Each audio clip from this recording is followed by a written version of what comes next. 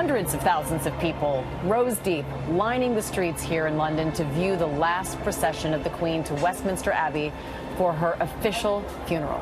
And our friend and ABC foreign correspondent James Longman was there as the Queen, her casket arrived there at Westminster Abbey. I was listening to you, of course, as you were reporting from there, and we've been talking to you here. You were actually one of those folks who actually got to go inside while she was lying in state. You talked about just what that moment was like for you, but what was this moment like to see her actually come into Westminster Abbey? That was a really touching moment, and you described it so well earlier.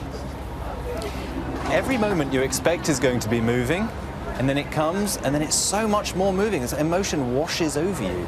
I mean, we were stood on the stand just in front of Westminster Abbey. I had the enormous privilege to be able to be right in front of the entrance.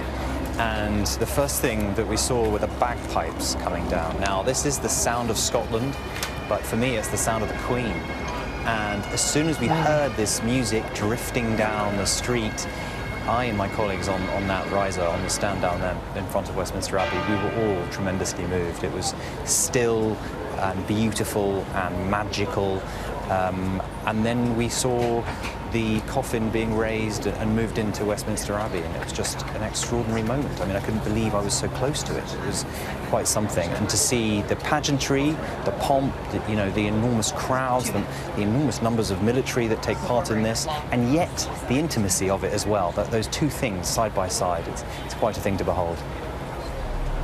It was incredible to watch it and to see it through your eyes too, James. And something else that was very memorable, very personal, was a note that you could see that was on top of the Queen's coffin. It was from King Charles III. Can you tell us about it and what it said?